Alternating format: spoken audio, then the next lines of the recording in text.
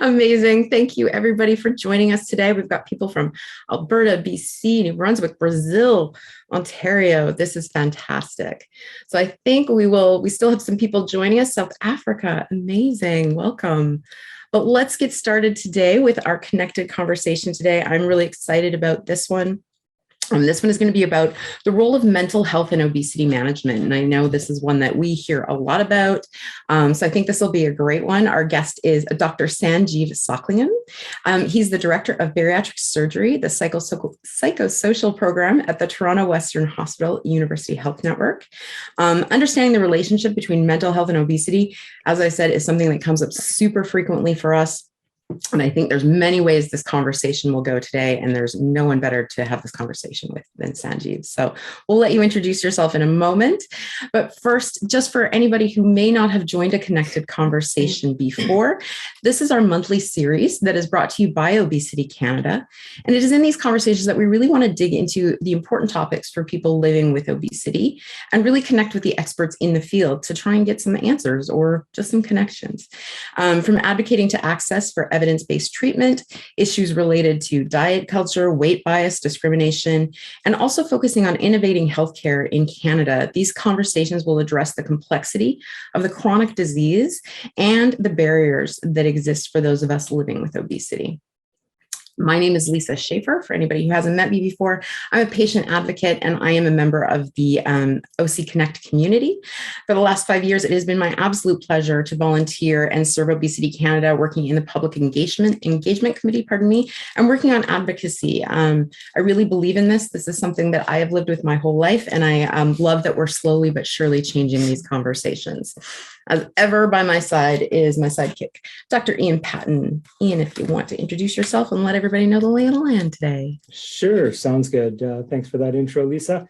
So I'm the Director of Advocacy and Public Engagement for Obesity Canada, and like Lisa, I'm a patient advocate myself, so it's something I've been doing with Obesity Canada since about 2015, I think, is when I started doing the advocacy side. And then prior to that, during my graduate work and through my academic years, I was part of Obesity Canada as a trainee as well. So I've been around for a little while and always enjoy doing these conversations. A little bit of housekeeping for today. We will take questions, and so what I'll be doing is monitoring the chat and the Q&A. If you use the Q&A, it's always good. You can go in there and you can upvote other questions so we don't get too many duplicates, and then I can see which ones are more popular because they're getting pushed up to the top. So please use that feature, and then keep the conversation going in the chat if you want to keep that going, and I'll monitor that as well. Love it. Thank you, sir. All right, the role of mental health in obesity management. This is going to be a good one. So Dr. Sockalingam is a professor of psychology at the University of Toronto, as I mentioned before. He's a clinician, scientist, and vice president of education at the Center for Addiction and Mental Health. Dr. Sockalingam has more than 200 peer-reviewed publications and is the co-editor of the book Psychiatric Care in Severe Obesity, and has a second book by Cambridge University Press called Psychological Care in Severe Obesity, A Practical Approach. His research really focuses on examining predictors of psychosocial outcomes related to obesity care, such a huge topic that is underserved, and also evaluating psychological treatments for obesity, including virtual treatment modalities, which is so timely and where we are today. He's the co-principal investigator on several multi-site Canadian CIHR-funded clinical trials, so those are government-funded trials, to evaluate the long-term outcomes of virtually delivered cognitive behavioral therapy. So CBD therapy is something that I feel like everybody should be in. But I think with after bariatric surgery, also a huge one. He's also the co-author of the 2020 obesity guidelines and specifically focused on the mental health section. So welcome, Dr. Sockalingam. As we mentioned earlier, this topic is one that comes out a lot. So we are super grateful for your time today. And before we get started in talking about specifics, I think it would be great if you could introduce yourself and maybe tell us a little bit more about the path that really brought you to working in this space around obesity management. Thanks, Lisa, and thanks for the warm introduction, and really a delight to be here as part of today's session. And I love to see all the messages in the chat as well, so that's also really enlightening as well. So as you said, Lisa, I'm a psychiatrist and I work at the University Health Network at the Center for Addiction and Mental Health. My career started as a psychiatrist in looking at how we can advance mental health care in complex medical diseases or surgical patient populations. So looking at how in those areas of healthcare or medicine where we focus on physical healthcare, how we could really advance our understanding, support, and care for people who have mental health issues that may be known or may be kind of newly diagnosed. And I started out in embedding myself with like hepatologists and surgeons and other medical specialists. And over time, I saw the interplay of two things. One is mental health conditions are highly, highly common in people who have multiple physical health conditions, and obesity had an interface with so many chronic medical conditions, right? Either as part of the development over time, or maybe the consequence, like a predisposing factor. And so seeing that interface kind of brought me forward to think a bit more about holistic care and how we need to really focus on obesity, which at that time when I started in this work was really unrecognized, and we still done some work, but a lot more to do.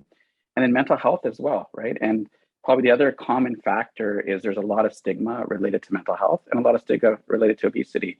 And so when I was seeing patients in my practice, just hearing the struggles and challenges that they experience with healthcare providers or accessing care, especially when both were co-occurring, were significant issues. And it really inspired me to kind of do more and do better for my patients. So that's why it kind of led me down the clinical and research paths that I've embarked on. Put myself on mute just so I could hear you, and then I forgot. That's fantastic. And I really appreciate that. And I think that burden of stigma really does have such an impact on mental health for people living with obesity, no matter how you've navigated your life, whether you've kind of wanted to treat your obesity. I think that's one part of it, but I think just navigating life and feeling all of that pressure for so long puts us in such a defensive mode. And that's something I know Ian and I have talked a lot about. I know another program that you're working on that you've been involved with Obesity Canada is called Caliber, which stands for Canadian Advanced Learning in Bariatric Care. And that just launched and is about to have its first cohort in November. I'm so excited. This is about us really educating that next wave of doctors, or just re-educating doctors out there a little bit as well. So it really aims to help doctors and other healthcare professionals better understand what obesity is and how to best treat it. In a recent article that was supporting another initiative that you were involved with, you were quoted as saying, treatment for obesity is not solely about weight loss, but rather on improving health measures and quality of life so that patients can live their best life. And as ever, that makes me so happy to read and see and hear, and what I want to hear across the world. So I kind of wanted to start there so we can help better define your perspective on treatment of obesity. I think you kind of gave us some context already. And I love that this shift is happening, but what can you help paint a little bit of a picture around that and help us understand that role of mental health and how connect that with best life for us a little bit? I think would be a great place to start. Well, thank you, Lisa. And I think that is the kind of mission and the task at hand for all of us kind of working and advocating in this area for better care for people living with obesity. And I think it is kind of moving from that notion of a number on a scale as a measure of obesity. And as you said, really focusing on the impairments related to excess kind of fat tissue on health and quality of life. And within health, and we think about health, there are many of the kind of classifications that have evolved over time have now included physical and mental health within that, right? So we're really thinking about health as a whole, right? We of course want to improve things like mobility and arthritis and diabetes, but we also want to help people's anxiety, depression, other types of mental health conditions that might be associated as well. And so when you think about best life, it's really aligning with like the values of individuals living with obesity and what their goals might be. And really, it's really that partnership with people living with obesity who are seeking care and thinking about, what are the goals in terms of their functioning, quality of life that they want to achieve through treatment, and how do we best kind of support them through that? And where mental health plays a key role is sometimes mental health is a barrier, in addition to some of the other factors in the context of obesity treatment, to achieving that best life for that goal, right? So you can imagine someone who, in the context of living with obesity, might be having depression. And it might be hard to think about engaging in treatment, socializing with individuals, just having that motivation, making kind of changes to nutrition for better, kind of healthier living overall, because of kind of appetite changes related to mood, for example.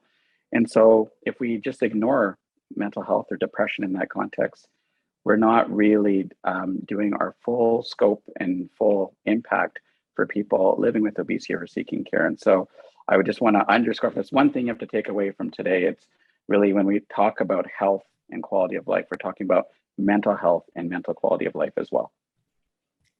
Huge. And I think I resonate with this so much personally, and I always like to not speak for others, but anchor in my own personal experience. And I often describe it as that giant tangling mess of Christmas lights that we need to untangle together to try to get to the ultimate good life, best life picture at the end. Because I know for myself, my experience was that it kind of felt like there were moments where I either could focus on my mental health or my physical health, but both together was like chaos making for me as a person. And it's like, especially in my situation, that bombardment of diet culture messaging and kind of that was already pre-baked within me. And I had already decided some things that were just going to be true or not true, and really finding those people that could help me get some space between my thoughts and kind of help see life for what it really is, and that there was hope in those kinds of moments. It is a lot to untangle. So I appreciate that you were talking about that,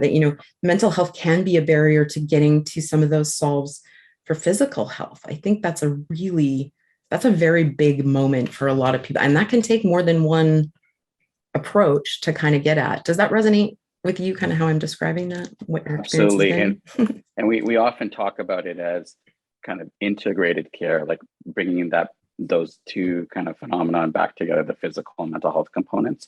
And that's really kind of key. The challenge is, and I'd be curious to hear from people who are attending, the challenge is that our healthcare systems are sometimes not set up that way, or staffed that way, or oriented that way to think about that integration. And so that's where, research, advocacy, hearing from people who are living with obesity, who are navigating the healthcare system to get care and improve their health. Those stories and messages are so critical to really ground us as we're thinking about improving and redesigning the healthcare system. Oh, I think that's so big. And you're right. Our healthcare systems aren't set up for that. And that's a huge part of why Ian and I are loud and do what we do, because we can't be what we don't see.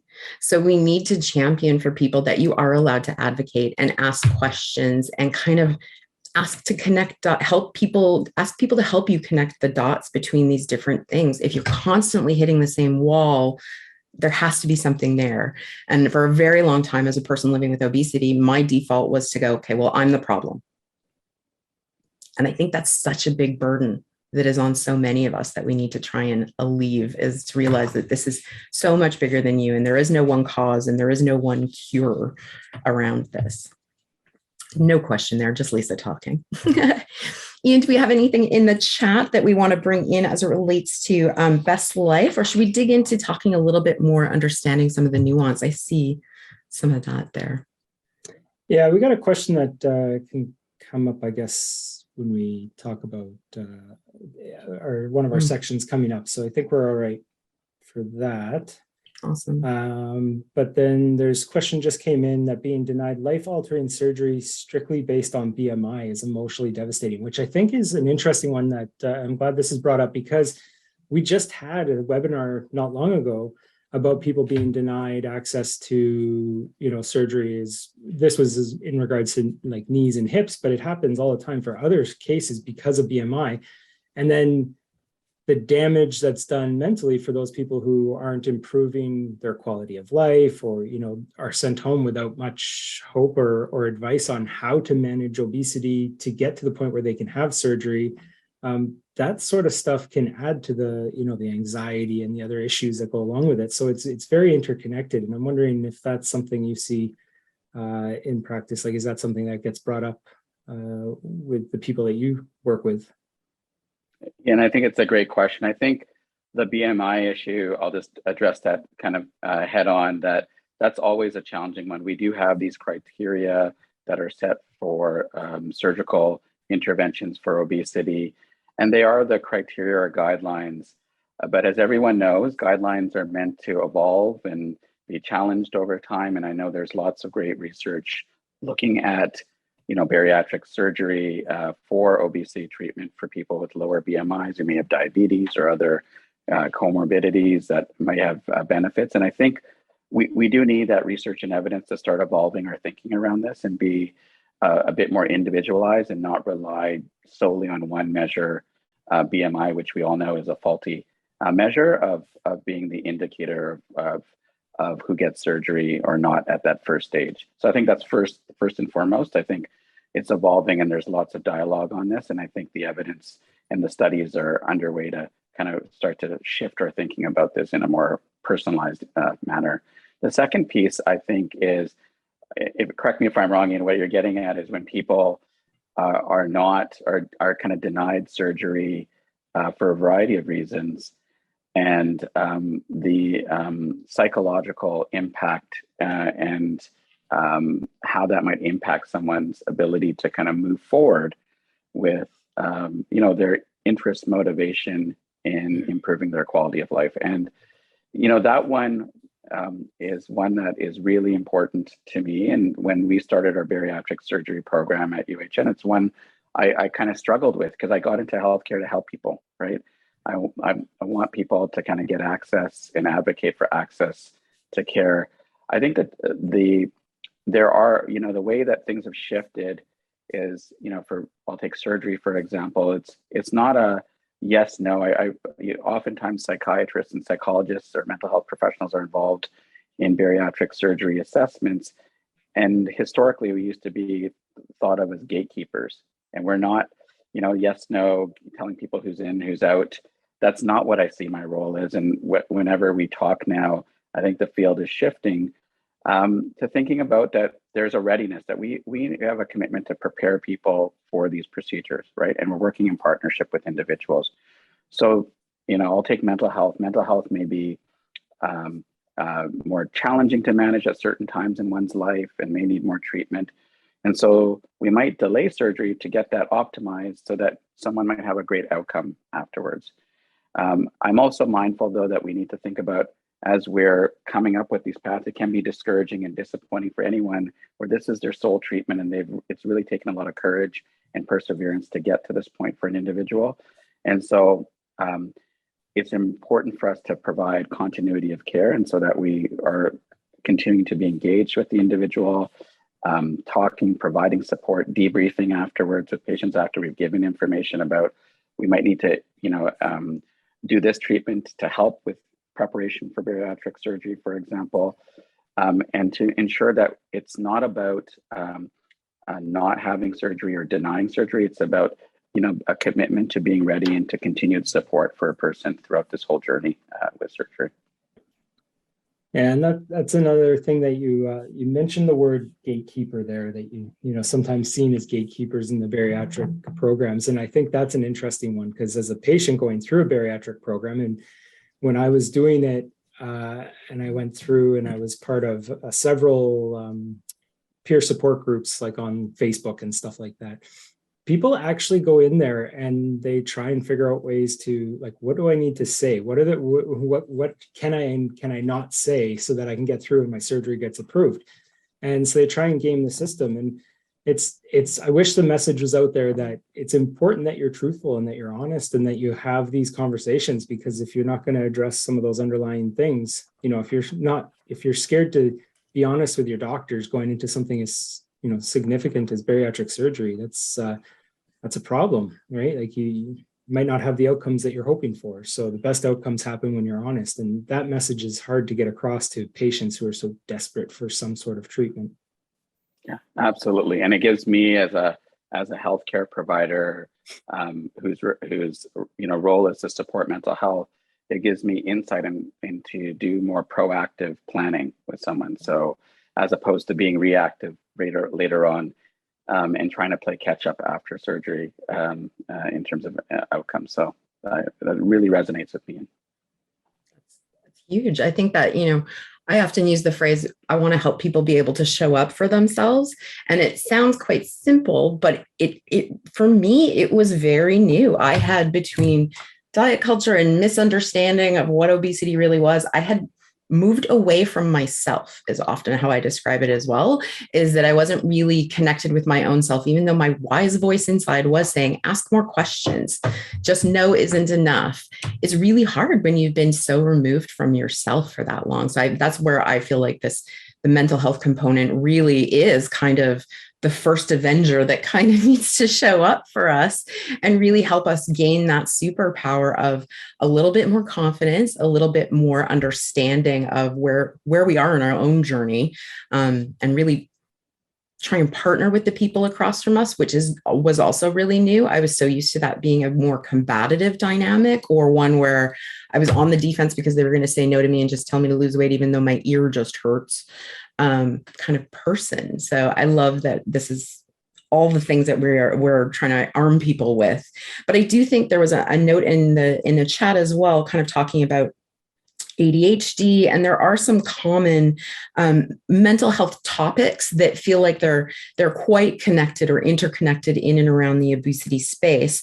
And this is one that we hear again a lot in the community around. So fully recognizing, Dr. Sockalingam, that these are really complex issues, and each one of these could be an hour-long webinar unto themselves. I'm hoping maybe you can give us, help us understand that relationship maybe between the chronic disease of obesity and some of those commonly correlated mental health issues that we see in the community. And just to put a few out there, I know ADHD has come up in the chat. I believe disordered eating and some different things that fall under disordered eating are quite common. So over to you. And if you can kind of help us understand that correlation relationship a little bit, maybe that would be helpful.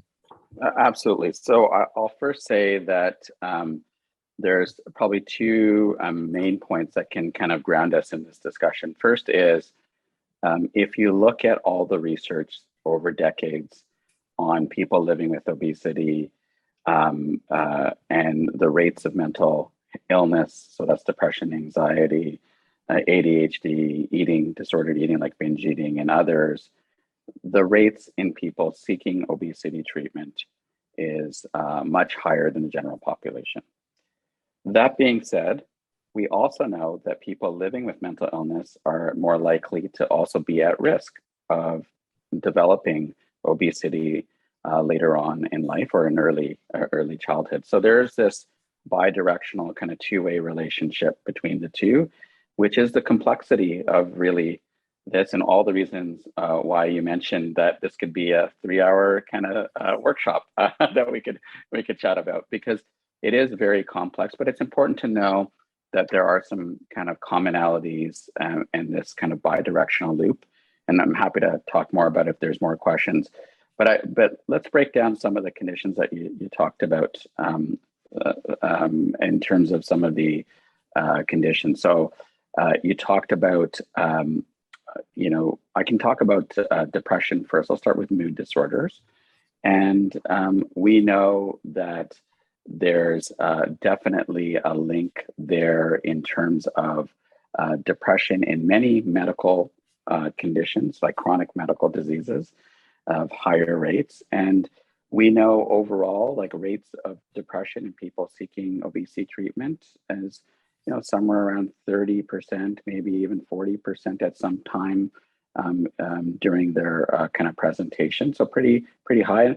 And in general, lifetime rates of any mental illness is about anywhere from 50 to 2/3 of people have had at least a diagnosis at some point. Not saying they actively are experiencing it, but at some point in their life with obesity. The second group is anxiety disorders are very common.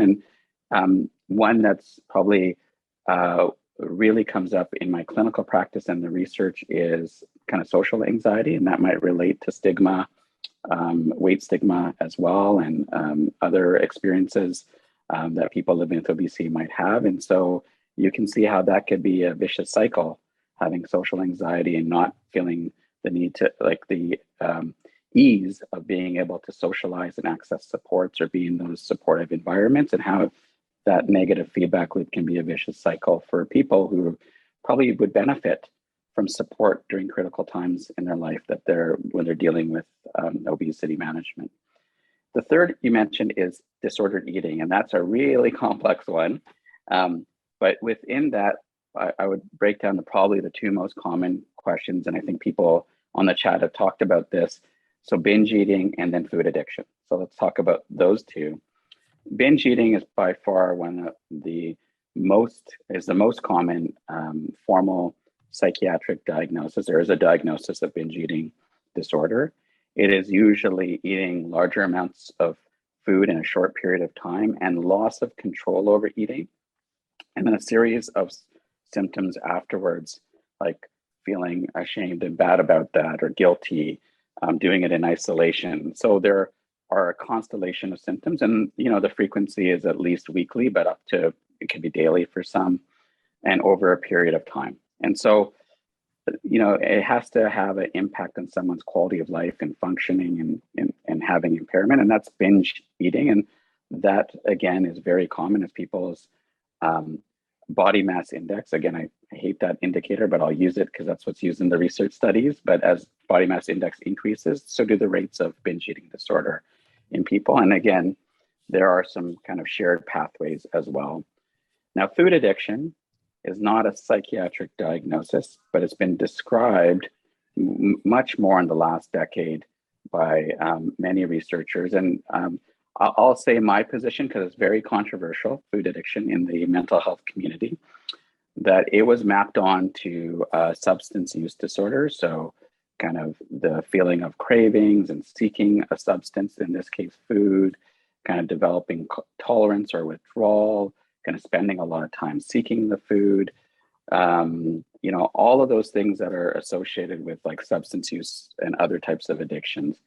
And we know for sure there are some foods that trigger those addictive neural pathways in our brain. And there are animal studies and studies in humans that are emerging.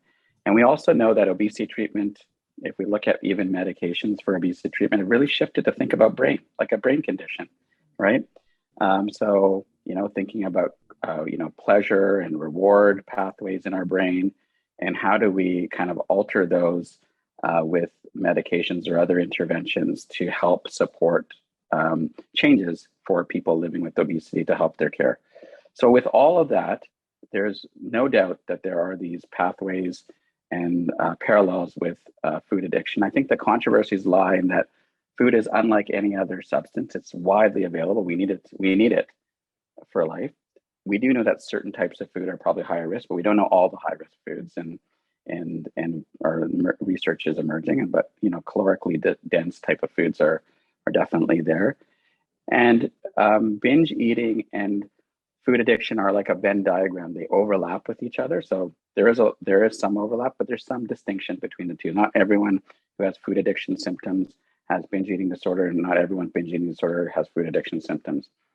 And my last point on that is we've done some research in our own kind of research program to look at cognitive behavioral therapy, what you described before in CBT, and we showed that using one that's focused on disordered eating and supporting obesity care, that it can target both. So then the question becomes, do some of these treatments work for both? And then how specific do they need to be in differentiating this, right? And so that adds to the controversy to this. But I would say for sure, I have patients in my practice who come in and say, I have a food addiction. And for me, there's no strong feeling one way or another, but it's a screen for other kinds of conditions that might be there. And then if there's nothing else like binge eating or anything else, and they're describing food addiction, and we have scales that we can use to try to quantify that, then it's to think about how do I help to support them, because it's a marker of disordered eating, and that's our discussion. And that's where we start from that point. So again, removing that judgment and really focusing on a more solution focused and collaborative approach for patients. Right on. I have a couple questions or comments that were brought up that I think I want to touch on just quickly. And I think you kind of addressed one of them just recently, but there's two here. One was, do you consider obesity an addiction?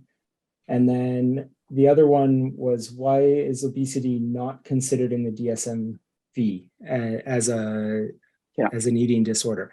And, I think, you correct me if I'm wrong, but what you just said, there's a Venn diagram, and not everyone has, who has binge eating has food addiction. Not everyone who has obesity or is living with obesity would have disordered eating and would not have addiction. I think obesity is very complex. It's a big, complex chronic disease. There's lots of causes, so there is no one cause. So I think that might be the reason why it's not considered an eating disorder, or why it's not considered an addiction. But there very well might be people within that population that have addiction or have a disordered eating issue. Yeah, and Ian, I want to just underscore that I appreciate the real focus and the recognition of the critical role mental health plays in obesity care, but I do not want to equate obesity with mental illness. So let's, the DSM-5 kind of thing. So because obesity is just like, a heart disease, just like diabetes on its own, just like other chronic medical conditions, it's its own separate medical condition. And like all those conditions, people have higher rates of certain types of mental illness, right? But it does not mean that if you have obesity, you automatically go into the DSM-5 and you have a diagnosis, because DSM-5 is really about psychiatric conditions, and obesity is not a psychiatric condition.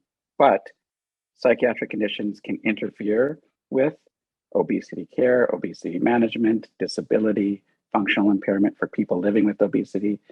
And to your point, not everyone, I remember I said up to 2/3, half to 2/3 of people have a lifetime history of mental illness who live with obesity. That's up to, and depending on some of these high risk groups. That means there's a third or a half of people who've never had a psychiatric history who are living with obesity. So I would differentiate it, but we should definitely not ignore mental health is my message. I think that is a very succinct and salient way to kind of frame that, for sure, because it is very different. Yet at the same time, we're nuancing, or not nuancing, we realize now that this is also a brain disorder. So it kind of, again, goes into my tangly Christmas ball lights a little bit there, right? So recognizing that those are kind of two different things. And I know, again, my personal experience, I went through surgery, I had a certain experience, and then to me, it still wasn't hitting the mark of what I expected or was using. I didn't have the right measures of success, but also I was a viable candidate for a revision or something like that. And that's really where Ian and I connected as well, because we were in, these support groups. I'll use air quotes for my own cheekiness.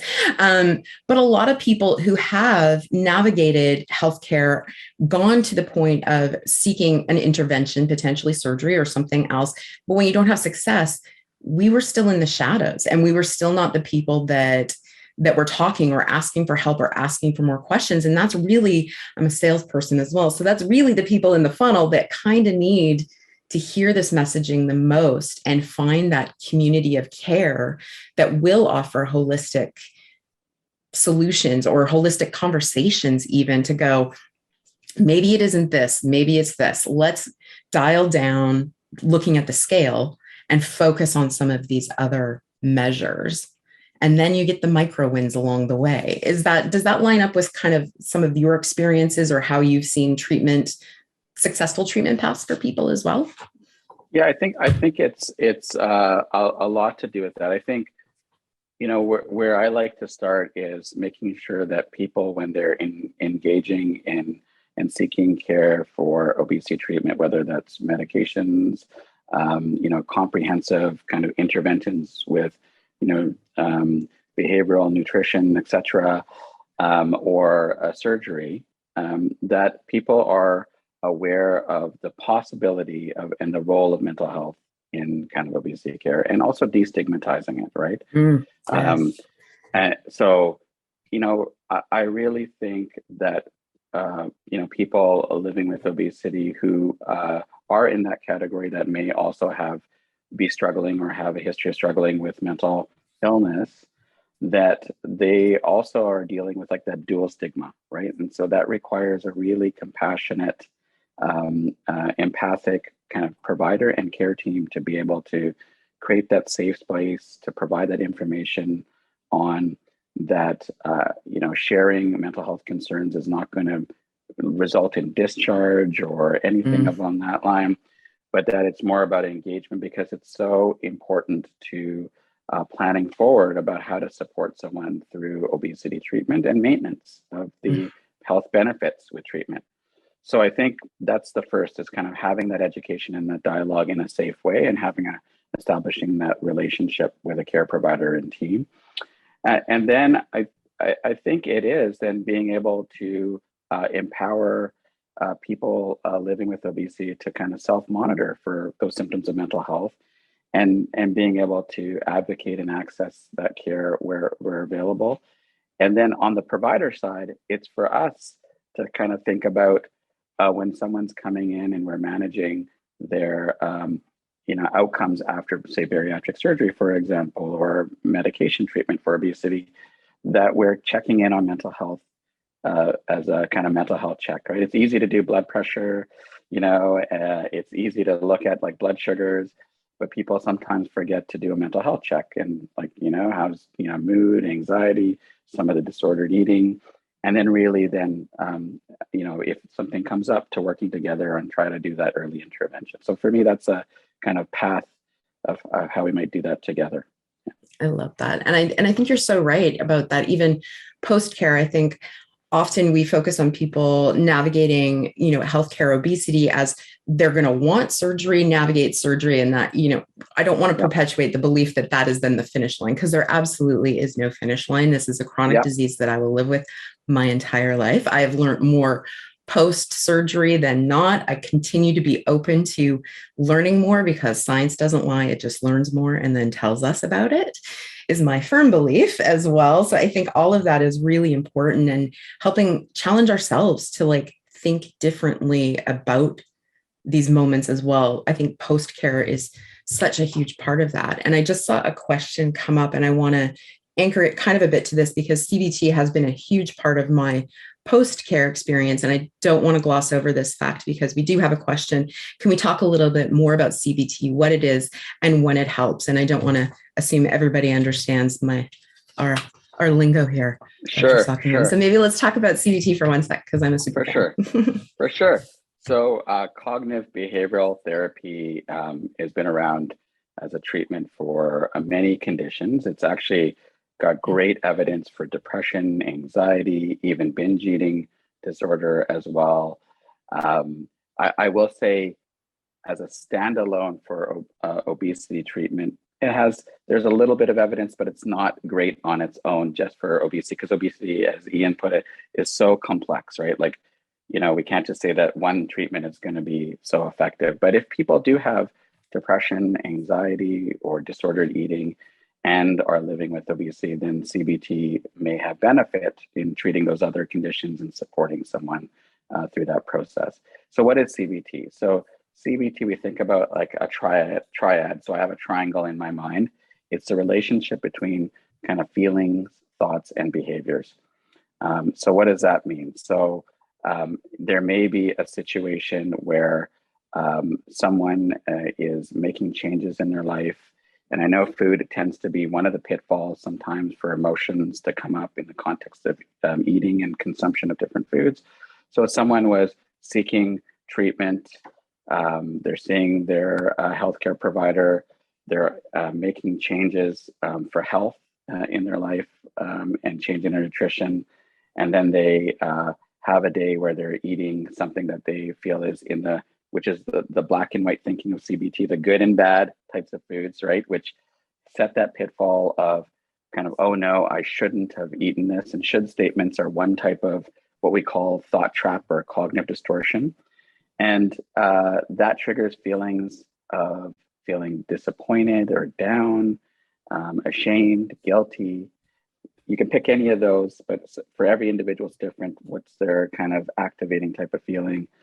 And then the behaviors might be like disengaging or, feeling loss of control and then eating something else. And so all of this leads to a feedback loop. And there's parts of our brain, there's actually neuroimaging that shows CBT is like the top part of your brain. It's the kind of executive functioning and the brakes in the brain, like makes us stop these kind of cycles. And so what CBT does is it recognizes, like, let's do some behavioral change. So we'll get into like our schedules, there's meal planning, all those things that help us get more regulated in that front. There's the identifying the thought traps, what we call the cognitive part of CBT. It's the C, and being aware of it so that we don't accept them as absolute truths, that we actually question them, because we often feel like, I say this is not in the CBT manual, but I see that these are like the gremlins in our brain telling us those things that we don't want to hear. And this is our way of rewriting or re-recording those kind of thoughts. And then the feelings, recognizing feelings. Sometimes we don't even notice the feelings and we go straight to behaviors. And so really slowing down these reflexive patterns that have really built up all across our life. So that's kind of distilling kind of CBT. And it, the good news is that you get this skill focus and you can actually see changes within, 6 to 8 to 16 sessions. Like, it's not years of therapy, but just like everything else we've talked about, it still requires practice and kind of implementing it into one's kind of day-to-day life at different times. So it's been really effective, I think. It's been, there's a lot of people trained on it, so it makes it easier to access than some other therapies. And there's pretty good evidence for some of these conditions as well. I was going to say there tends to be fairly approachable financial levels for CBT care and or like free services even out in the world. And I love the way you painted that picture. I think that's a great picture to paint for everybody. And one thing that I would just like add in there just a bit is, we often talk again about behavior changes around being food and moments like that, which for a large cohort of people, absolutely. My personal experience was also just around my behavior and how I was responding to situations as somebody who has navigated life worrying about the tensile strength of a chair since the age of 5, right? Like, that makes you a different kind of person. And really for me, it was about, okay, just stop assuming all of the next 10 things, whether that was about getting on an airplane and needing to get out, about going to a swimming pool, about dating, about like a world of things beyond even just food and the things that we kind of associate with obesity. And I just want to say that out loud so that anybody else who might reflect that moment, I see you, I feel you. Yeah. I have something similar, not similar, but another quick point there that I think from my personal experience with CBT and getting that help. It was post-operatively when I was going through my regain and I was in a pretty low spot about where I was with myself. And I found that the CBT for me really helped with my call them the highs and lows, the yo-yoing, right? Like, prior to surgery, prior to getting obesity treatment, I could go through and I could lose 50 pounds pretty easily, but then I'd fall off the wagon and then gain a bunch of weight back. And that period of time was really long that I was off the wagon. Once I started getting treatment, and especially the CBT, I found that those periods off the wagon were much shallower. They didn't last as long and they were not nearly as severe and as significant. It just became, okay, I was a lot easier on myself and able to get past it and move on, which was a big part of my obesity management. Absolutely. Really important to note that it affects all parts, our social interactions and our responses to that, our own kind of self-assessment of our progress or achievements in health or elsewhere as well. So all of these factors, and that's why CBT can be helpful in lessening that intensity and the kind of duration of some of those feelings and experiences as well. absolutely. And then let's add the winter coat layer of life is really hard right now, period. Full stop. Plus that, right? Like we need to give ourselves a little bit of a break. And that's something also that I know my therapist when I'm doing CBT, and I'm like, why don't how come I still have to have this conversation with myself? Like, that can be exasperating unto itself. And she was fantastic with me and was like, because the path you want to take is beaten down and is clear, and that's fine.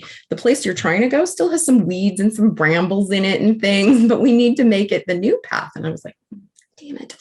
Why are you always right?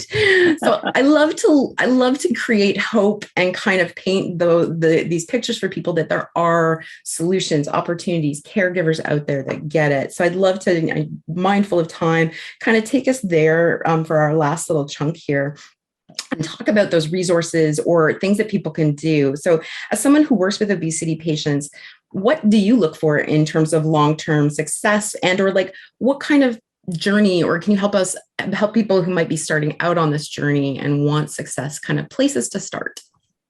Yeah, so again, being informed and being aware of kind of some of the signs and symptoms of common conditions, because people are curious and might want to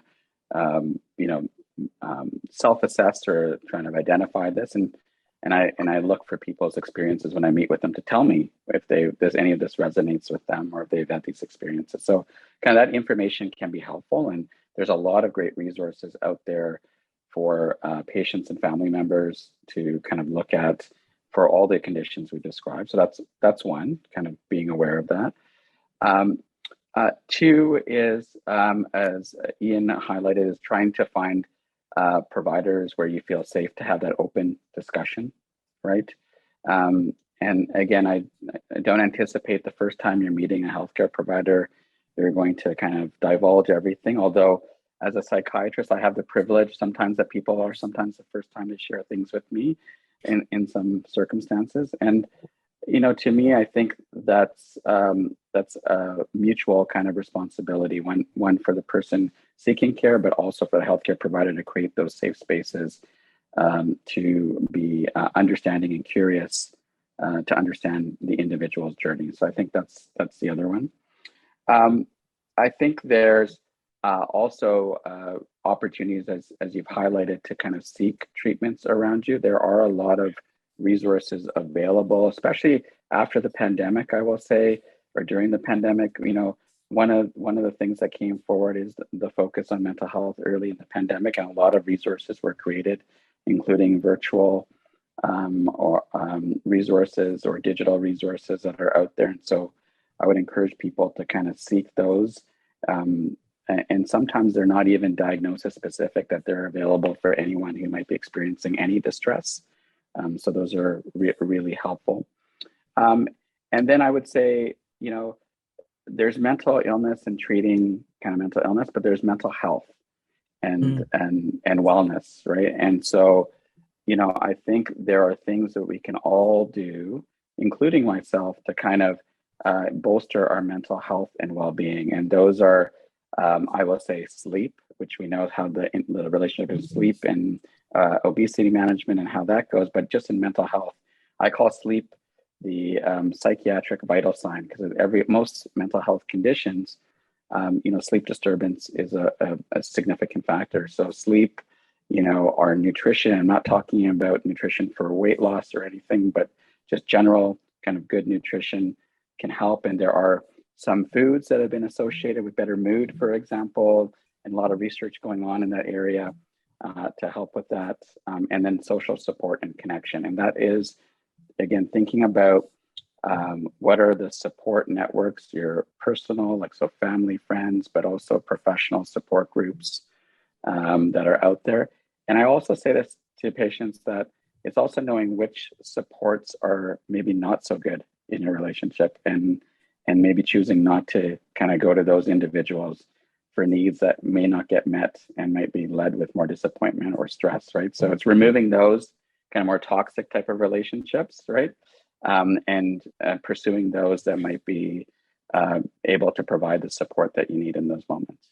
Yeah. I love that. And I would add, I'm going to add one more thing to your list. Please. And to me, again, coming from my personal experience, scrubbing my social feed was also a huge step. Yes. I had been following so much Fitspo, diet culture, no one drowned in sweat kind of stuff, and really removing that from my daily interaction, massive. And I know social media is probably another hour and a half that we could talk about easily, and mental health.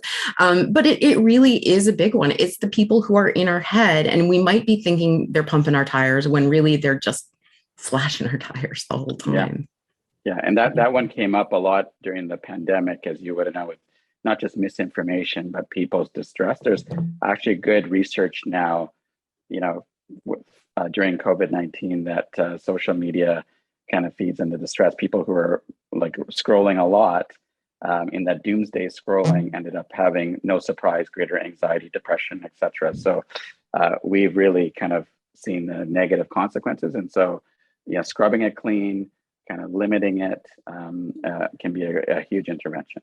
That gremlin feeds on it. I always describe my imposter gremlin sits right here, and I was like, go away. There you go. I love it. I have a quick tangent that I want to take us down. Brilliant. I'm interested in what your thoughts are on this, because it's something that I've talked about in the past, and you mentioned stigma a little bit earlier. When I talk to certain groups or like patients in our community and stuff like that, I always mention, like when we're talking about stigma as far as like healthcare and treatment and stuff, there's a lot of overlap between what we've seen with, the mental health movement and stuff like that. Or maybe there's some lessons we can learn from people when it comes to mental health, because when it comes to obesity, it's one of those stigmatized things. We don't talk about treatment. We don't talk about obesity, just like we don't talk about mental health and those sorts of things. You're someone who works in both of those areas. So is there anything that you've seen or any thoughts you have on that in terms of the stigma and similarities or lessons we can learn? Yeah, I think we're still learning. I think in this area, and I would say, obesity being considered a medical condition is not so. It's not something that's been around for a long, long time, right? Whereas mental health has its longer history, but a more complicated history as well. Yes. And so I would say both are still in its infancy in their work. And so I think what I would reframe that as is a more mutual learning on this going forward. People say, we'll take mental health for an example. Like the pandemic was great because it really surfaced mental health as a key priority early on. And I cannot deny that. In the first few months, how many people heard things about your wellness, mental health, and all of that. But similar to obesity, if you look at now, we see significant impacts of the pandemic on mental health. Really hard to get services like mental health services, and in greater need, and yet the resourcing and government spending and access to treatments have not expanded despite all the advocacy and awareness. We're still stuck with kind of, trying to offer care in a very limited system. You could substitute obesity for mental health and everything I just said, and it would be very similar, right? Like, all this advocacy and awareness, but a limited amount of resources, and still gaps in what treatments are available or covered for people. So I think for me, the take home is there are lots of parallels, and we should do kind of ongoing mutual learning. And then points where there are overlap, again, they're not synonymous, but when there are overlap, maybe our voices can be stronger together to really advocate on this. Yeah. Love that. I think that's huge. And the gaps in care are for all of us. And again, one of the things that I remember Dr. Dana Lee Bagley telling us as well, with burnout and stress and all of those moments, one of the things that we really can do is focus on connection and really connecting back to our values, and also connecting with a community of people who are living similar values or will help you reinforce those best parts of life. So I think that's what we're trying to create here. I know that's what we're trying to create in OC Connect as well, so that we can try and help people feel more connected, seen, understood, and then also provide those resources and support for the moments when we can. We know we aren't going to be able to slay every dragon for every person, but sometimes it's nice just to feel like you got brothers in arms and that you can learn from each other a little bit and have that little bit more confidence to ask the follow-up question and poke a little bit. So I think that's a really good note that we can kind of wrap up on, unless, Ian, do we have any other things that we want to bring up from chat? No, I think we're good given the time. I think, yeah. Amazing. Well, as I said, I'm sure that there are a million more conversations that could be had with you, Dr. Sockalingam, but thank you for today. You said that you went into healthcare because you wanted to help people, and I think that you are doing a fantastic job of that, sir. So thank you for taking care of those of us living with obesity, also for trying to support and educate others in your sphere of being clinicians and caregivers. It's all we can do. So, keep talking, keep being loud with us. For everybody in the community, thank you so much for your questions, for your engagement, more conversations to be had, and hopefully we can even have Dr. Sockalingam back one day. So thank you, everybody, for your time today. Go have an amazing rest of today. We look forward to seeing you on the next one, which is going to be about primary caregivers. So kind of those first conversations when you decide that you want to start addressing obesity. I think that's going to be another great one. But take care of yourselves, be kind to yourself and at least one other person today. Wash your hands and take good care, everybody. Thank you for everything. Bye, everyone. Bye, everyone.